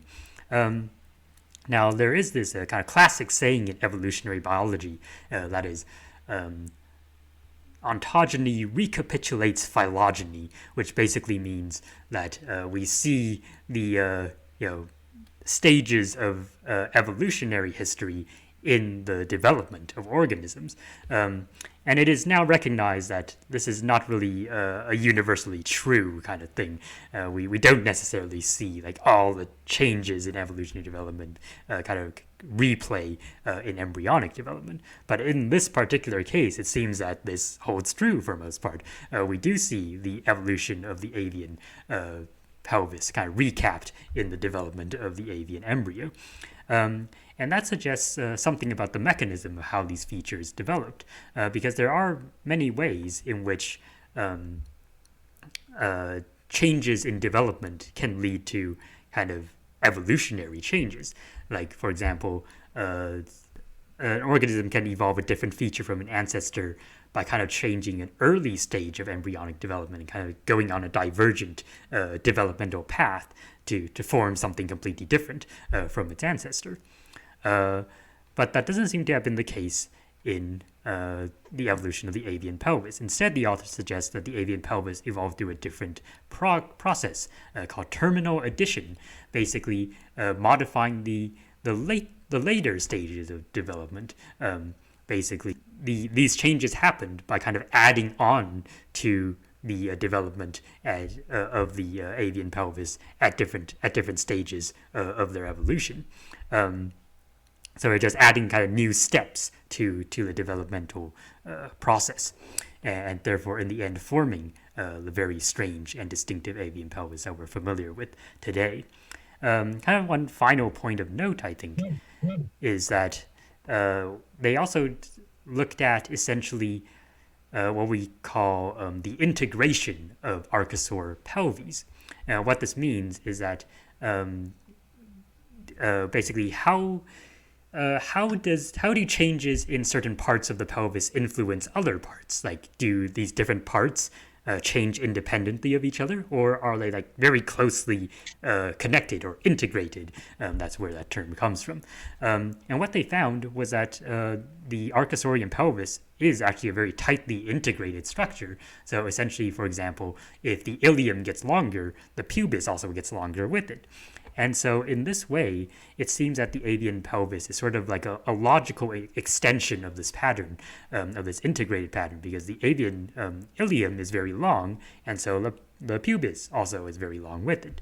And so even though the avian pelvis is very strange looking compared to the original kind of ancestral archosaur condition, what these authors suggest is that it is really a logical extension of basically adding new steps onto the developmental process, as well as kind of basically changing one feature probably correlates with the changing of other features with it. And so in this way, we kind of get a relatively simple mechanism for how the avian pelvis evolved.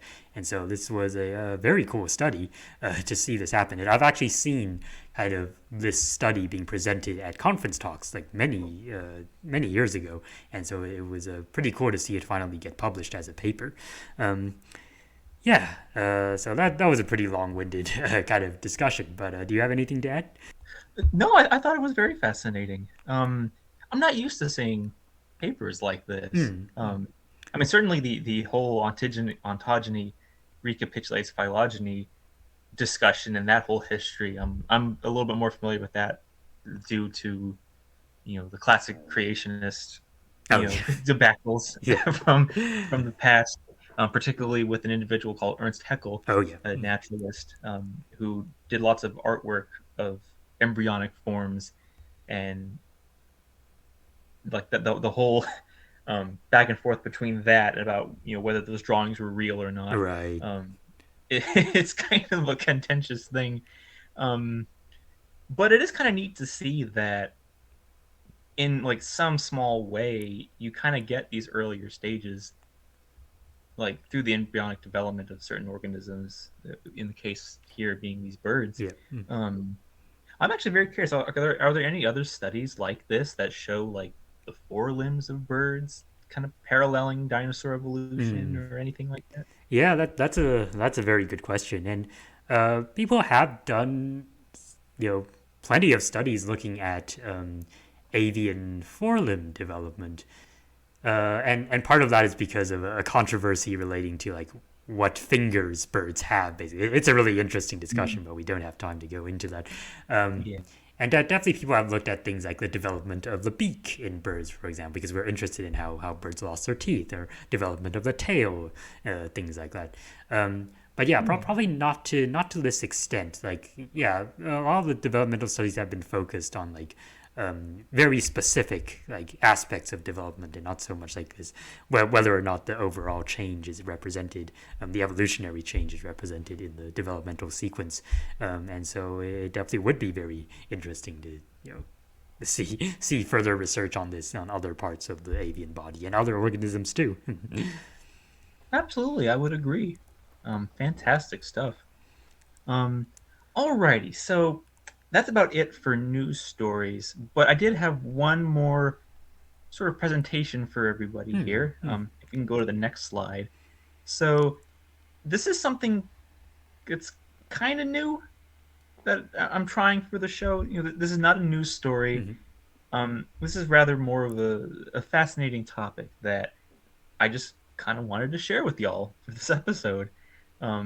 Occasionally there are stories in natural history that are kind of curiosities, fascinations, that sort of thing. And I don't know, I'll give this a shot and see if we want to do more of these in the future.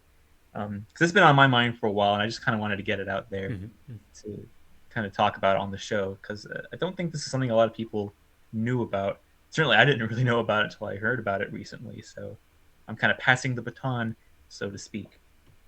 So, okay, the jaguar. This is the largest living cat of the Americas, and is today an animal associated with the rainforests of Central and South America. And indeed, nowadays, that is where it's mostly been confined, with scattered populations ranging across Brazil and its neighboring countries, and into Central America and Mexico. But did you know that until relatively recently, jaguars could be found in the continental United States as well? And not just in the extreme southwest bordering Mexico. I mean, as far north as Colorado and perhaps the Pacific Northwest, and maybe even as far east as Florida and the Carolinas. What? So, the following is the story of whatever happened to the jaguars of the United States. So, going way back in time, genetic and fossil evidence tell us that the jaguar's immediate ancestors, that have been designated as a species named Panthera gombazaguensis, evolved somewhere in western Eurasia between 1.9 and 1.5 million years ago, before migrating across Beringia and into North America by 850,000 years ago. It's by then that we see the first representatives of proper jaguars, that is, Panthera onca, and in time they would diversify into many populations, including the extinct subspecies Panthera onca augusta, which was much larger than living jaguars at 204 kilograms, so it's more comparable to a Siberian tiger. Turns out that the giant jaguars had free range of the continental United States before they had died out at the end of the last ice age, and it would be other jaguars from South America that would expand their populations northward into that territory and kind of take their place. Now, as a type of panther or big cat, the jaguar is a formidable predator, capable of tackling almost any animal in its range. Reports come in that its diet includes deer and tapirs and peccaries, to things like armadillos and caimans, turtles, many kinds of birds, and even young cattle, according to reports from Mexican ranchers. Um, and they share their distribution across the America with other large predators, particularly cougars, so Puma concolor, which are smaller but themselves great hunters, as well as several species of bears, so mainly brown bears and black bears, and the spectacled bear too when you get into South America. Um, and now the question then is, well, you have all these predators living together. Do they get along well? Um, so in general, nature isn't like Jurassic World, where the moment two apex predators so much as look at each other, it turns to a WWE fight. Um, these animals will regard one another whenever they meet, and fights between them are not common. In fact, there was a 2017 study by Carmina Gutierrez Gonzalez and Carlos Lopez Gonzalez that found jaguars living in northern Mexico do not dominate the pumas that share 60% of their nocturnal activity patterns with them. Each will actually target different prey species from each other, so that kind of avoids direct competition in that way. Mm. And there's one recent account of a really famous jaguar named El Jefe, whom we'll meet in a little while, that was documented hunting black bear cubs in southeastern Arizona. Wow. So that suggests that the young of other predatory mammals aren't necessarily off the menu. So, our historical knowledge of North American jaguars has mostly come down to us from three sources, which we'll consider together. We have ethnographic records from Native American societies, we have historical accounts from European colonists, and we have modern research by zoologists and conservationists. Now, if the archaeological records, as well as the ethnographic accounts, are anything to go by, then they suggest that jaguars had a very extensive range throughout the continental United States until fairly recently. So, at the site of Schulze Cave in Texas, researchers found the remains of both people and jaguars buried together in layers that were dated between 7,000 and 3,800 years ago. And then, of course, we have aesthetic objects from sites belonging to the Hopewell interaction sphere in the eastern United States around 500 AD that appear to show depictions of jaguars. And these continue to be produced well into the next millennium in that part of the country, in places like Florida and Alabama and Missouri. And then far away in the Pacific Northwest are sites that have jaguar like art motifs. Now, here's where things get tricky. It should be stressed that the identification of jaguars with these objects is still currently contested, Mm. as the depictions themselves are not necessarily very clear cut. There are some that look astonishingly like jaguars, but there are many that could very well be puma cubs. Those have spots Yeah. that are later lost in life. Or they could just be stylistic or functional choices on more definitive species of cats that live in the area. Not just pumas, but also like lynxes. Um, so it's a bit tricky there. Now, of course, the legends of Native Americans may hold the key to deciphering some of these objects, as well as the full extent of the jaguar's range in the United States, as many different peoples, from the Comanche to the Creek, had stories featuring big cats that do not fit the behavioral descriptions of pumas. Mm. So, for example, the cats in many of these stories are particularly water loving, and pumas aren't exactly known for their aquatic habits, but Mm. jaguars, of course, are well documented as accomplished aquatic predators. They'll go after many species of fish, for example. In fact, in his work, Myths and Tales of the Southeastern Indians, there was an anthropologist, John R. Swanton. He writes about a situation where he was talking with a Creek individual about their stories of this cat. And he brought them a picture book with animals. And this Creek individual actually pointed out a leopard as being the cat in the story.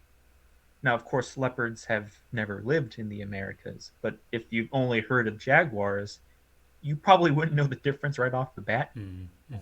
at least at first glance. So that has been taken as a hint that the Creeks knew about jaguars in their part of the world, further in the east, like present day Georgia, for example. Um, by the 1700s, the accounts of North American jaguars become far more verifiable, especially as reports by European colonists are able to be corroborated with these different reports by Native Americans. Thomas Jefferson's writings for the American Philosophical Society, because he was a naturalist himself, he lists the jaguar as one of the wildlife of Western Virginia. And there's an explorer, John Lawson, who has written about encounters with an American tiger Hmm. in North Carolina, which he described as larger than a puma, or panther as he called it. And so many of these similar accounts suggest that by that time, European colonists were well familiar with pumas to the point where they could distinguish between them and jaguars. In Colorado, this is 1843, colonists spoke of a leopard that the Comanche liked to use for their skins to make quivers for their bows. And you go further west of the country, there are colonists in California that report that Native Americans would enter jaguar dens and steal prey animals for themselves. And that was in 1919. And today, that kind of remains the only definitive evidence of an active jaguar den from that part of the continent. But there are other reports from both natives and colonists of jaguars here in California. Um, Two notable examples: the elders of the Kame Nation spoke of big spotted lions in Southern California, while Saint Amant, who was a French explorer, wrote in 1854 that the jaguar was a part of California's wildlife. So when you go into the American Southwest, the jaguar is much more well known from remains in this part of the world. Mm-hmm. It's very close to its range in Mexico, where zoologists have studied it. It was a very highly valued animal to the various Native American nations there. The Puebloans, the Pima, the Athabascan speakers. The Navajo story of creation features a jaguar man that lived in a spotted house and played a key role in the first beadway ceremony, which is a sacred event that ends with beautiful sand painting with stones. Indeed, recorded sand paintings include depictions of jaguars. And you have European accounts of Apache hunts from between 1862 and 68 that mention jaguars as, quote, not uncommon on their lands. And there is one account of an Apache warrior who had jaguar powers. He had the ability to scare and then fight people with the strength of a jaguar. And so, what's interesting to note is here on the left. So, this is a painting by John James Audubon, who you might know, famous artist and naturalist. He's well known for his travels across North America during the early 1800s in the quest to paint representatives of every bird species there for his giant book, The Birds of America, which is still in print. What is perhaps lesser known is that he did much the same thing for mammals, too. Following conservations with another naturalist, this is John Bachman, the two would collaborate to produce the viviparous quadrupeds of North America, Yep. which would be published after Audubon's death. And the female jaguar here, now if you notice the pose, what Audubon would do is he would, most of the time, he would kill the animals that he found and stuff them and then mount them in a way so that way the lighting and everything is there, and then he would paint the animals. The birds in particular, in the original editions that he supervised, they were all made in life size, and he would take these huge folio paper spreads and kind of lay the dead birds on them to kind of frame them out before painting, which might explain why if you see like his flamingo or his swans, they kind of have very weird like poses, like Yeah. their necks are kind of bending in ways that we know the living birds don't do. Right. That's just him trying to fit the birds on paper to in order to get the life size, which is kind of a funny little factoid. Yeah. So that's probably why this jaguar looks so snarled and angry, because a lot of early taxidermy would take predators and kind of mount them like that. Right. You can see a lot of museums that still have these sort of classic mounts, and like they're some of them are really creepy. Yeah.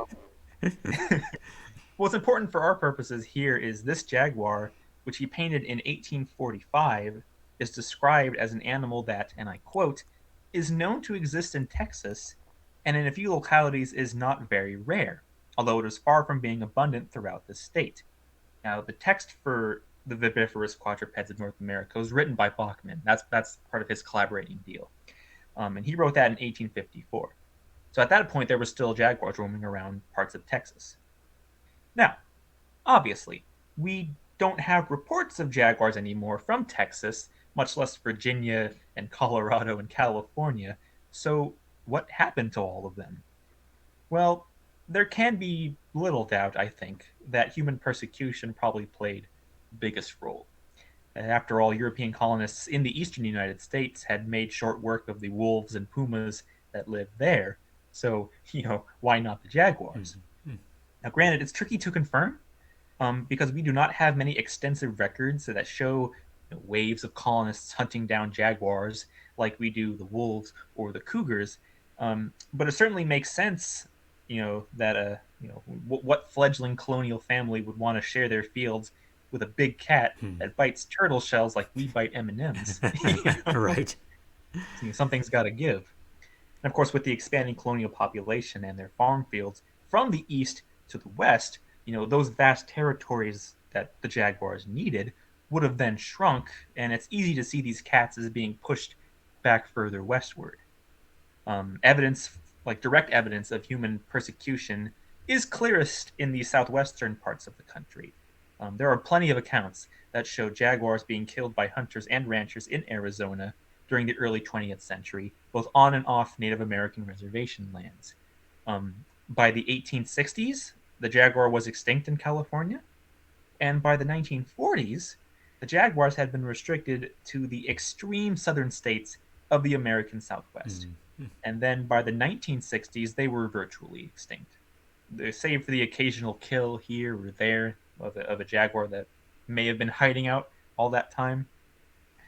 But over the last several decades, reports have been coming in of jaguars slowly returning to the United States as conservation work has done its trick. In 1997, for example, the U.S. Fish and Wildlife Service finally added the jaguar to its endangered species list and began work to secure spaces in the U.S. for jaguars to roam. And so we have one individual in particular that was first spotted in 2011 that was wandering the Whetstone Mountains of southeastern Arizona. This is El Jefe, or the boss. This is a jaguar that has been photographed many times and is currently only the fully verified jaguar that has inhabited the United States at the time of recording. I think recently there was a report that had just come out actually that El Jefe had went back to Mexico, and so he's been going back and forth over the two countries for quite some time. And so as long as conservation work continues, and that does include much work on lessening the grip of the U.S.-Mexico border as desired, certainly that has been a big barrier to migrating species of plants and animals. There's rich literature about that issue. But as this conservation work continues, hopefully we can ensure that more jaguars are able to cross the terrain to enter the United States, where they can meet each other and maybe form new families here. It's very clear that this desire comes from all fronts, not just conservationists. In 1996, during the Yaqui Nation Easter ceremony that took place in Arizona, one of the men there chose to wear a jaguar mask.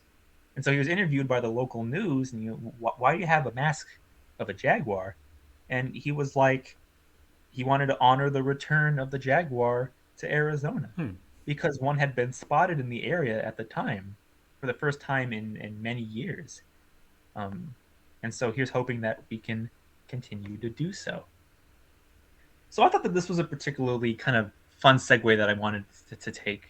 The idea of jaguars most likely being as much a member of the United States fauna as like the black bear or the mule deer is a really fascinating thing to think about and really unexpected that maybe in an alternate universe we would have Florida jaguars that conservationists have been working on to kind of preserve their lands like we do with the Florida panther today.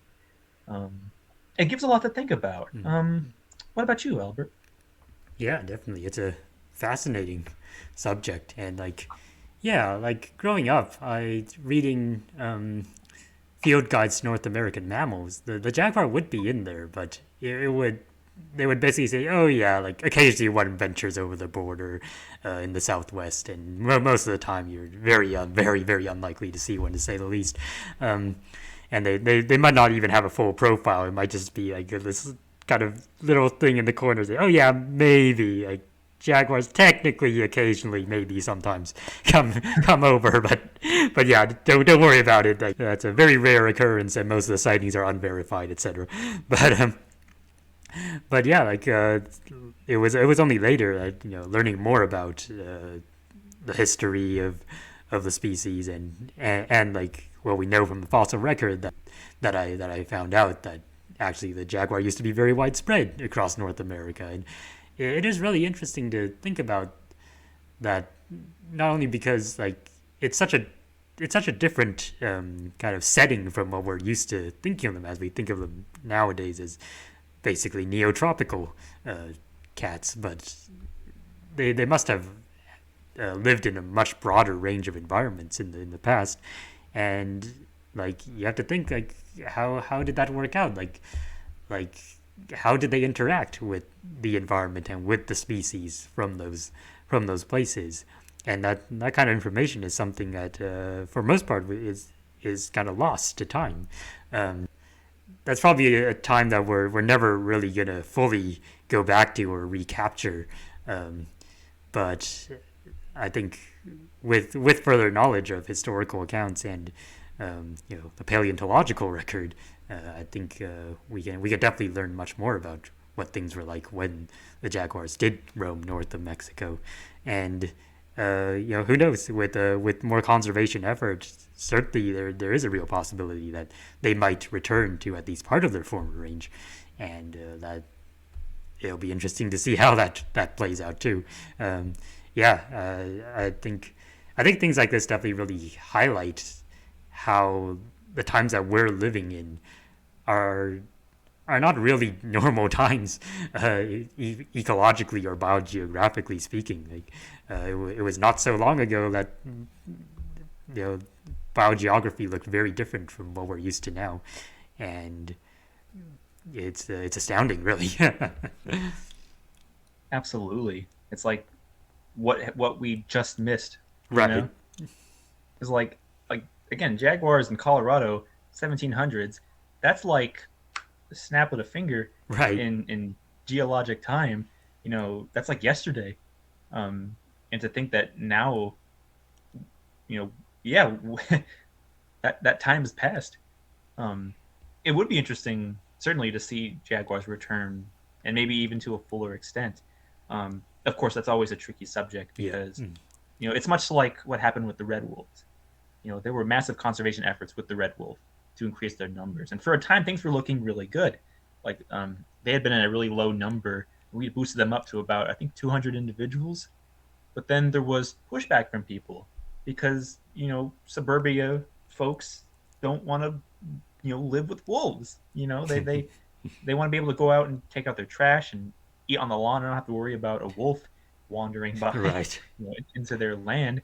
And so that pushback subsequently dropped their numbers again.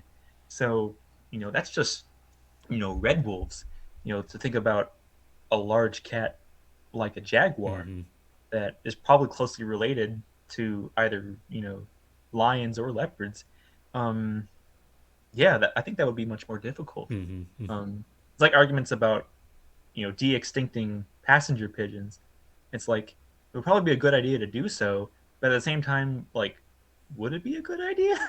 I mean, to think about the agricultural sector in the United Right. States, that was one of the reasons why they were hunted, is because they would just en masse eat crops and damage fields. And you know as much as they were an important part of North America's fauna, um, would people be able to coexist with them again, especially after what they had went through? um, of course, that is certainly another topic in and of itself. um, it would be interesting to see rewilding efforts of some sort, maybe experiments like what they're doing in the Pleistocene Park. Just take animals that are completely as far from their range as possible and just kind of put them in protected lands, see what happens. Mm. You know, maybe take a couple jaguars and throw them in Colorado and see what happens. Um, yeah, that's probably getting to more fanciful discussions, though. I don't think there's any serious biologists that are thinking about that right Right. now. But certainly, like, this topic has been getting more and more traction. One of the main reasons I started learning about this was thanks to a wonderful artist called Drew Franklin, who painted a portrait showing a Colorado jaguar having just taken down a big bull elk. And that was such a provocative image that I immediately went to go read more and more about it. Because, yeah, I was like you, Albert. I mean, I had field guides and animal books, and they would mention North American jaguars, but it was very much like a blurb, like you said, like almost in passing. Um, I did not know that there was much rich literature on United States jaguars of this caliber. Mm-hmm. The two maps on the right come from a 1974 paper by Daggett and Henning that provided much of the information for this little special here. Things I didn't even know about, and I like to think that I'm fairly well read in like Native American anthropology, for example. Mm-hmm. But to know that they had legends about jaguars, um, it makes me want to learn more about it. Um, Now I do want to have one digression before we kind of close out our episode. Um, there's a reason why I called this slide Jaguars of the United States Mm-hmm. and not North American Right. Yep. jaguars. Because technically, there are still plenty of North American jaguars Mm-hmm. because Mexico and Central America is part of North America. Yep. um, there is this kind of issue, and we've talked about it a little bit. I don't think we've done it on the show before, Mm. where you have like field guides, for example, or other popular media, and they talk about like the birds of North Yeah. America. Usually they cut off Mexico from that and much of Central America. So it's really more like birds of the United States and Canada. Right. Not even Hawaii, really, if you want to be Mm-hmm. literal. Um, and that has caused lots of issues for people because, I mean, it's very exclusionary for sure. Considering that there's really there's nothing geologically that says that Mexico and Central America aren't part of North America. Like it's literally there in the history of the continents. The Isthmus of Panama formed because the North American continent and the South American continent crashed into each other and formed that land bridge. But the majority of the upper land bridge in Central America was part of the North American continent for some time. So it's very important to include that in descriptions of the continent as a whole. So we want to make sure that the distinguishing facts are put clearly Mm. whenever we talk about things like this. Yeah. Mm. Like you often see like commonly reported facts that show up in all the books, right? Like the Virginia opossum is North America's only native Oh yeah. marsupial. Mm. Like, well, no, once you include Central America, there are several species of opossums that can be included in there, Mm-hmm. and the number goes up, far beyond one. So that's why I wanted to kind of make that clear and why I made this special about the jaguars in the United States because that's really the area that I was focusing on the most. But no, like North American jaguars, yeah, Mexico and Honduras, there's plenty of them there. Yep. Costa Rica is like one of the most biodiverse regions in the world. Mm-hmm. Um, Mm. so like, and that's all North America. So Yep. I just Mm. wanted to kind of put that out there for sure. Um, but with that, that is it for our show. Albert, would you like to close us out? I suppose I could. Yeah. Let's see. Well, if you enjoyed our episode or the other things that we do, please consider supporting us on Patreon. Um, your contributions will greatly help us expand the show and continue doing what we do. At the moment, I believe we have 4 patrons who are at a tier where we have to give them shout outs for every episode. So, yeah, so let me think. They are Joan's sister Julie, our friends Ilari and Denver, and also our patron Paul. So, thank you all very much. We appreciate it a lot.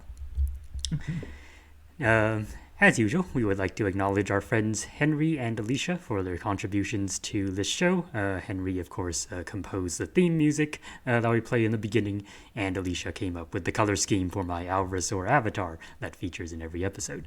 So, thanks a bunch to them as well. And if you'd like to keep up with us on social media, get notified whenever there are new episodes, you can, of course, follow us directly on YouTube. Just subscribe to our channel if you haven't already. And you can also follow us on Twitter at Time and Clades. That's when we announce when new episodes are released and other updates related to the show. If you have questions for us about anything we talked about or anything related to what we talked about, you can always leave a comment on in the comment section below. But you can also email us at timeandclades@gmail.com, and we'll do our best to get back to you when it's convenient. And finally, we will put links to all the papers and studies that we talked about in this episode, as well as other relevant websites that we might have mentioned. And yeah, so I guess what will we do next time? I guess it is kind of to be determined. Um, Personally, I am actually going on a trip very soon, so might have to work out a different kind of recording schedule.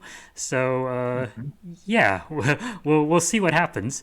Um, we'll definitely try to release another news episode in September, of course. But I know you have also been working on your next update special for Humanity: A Prologue.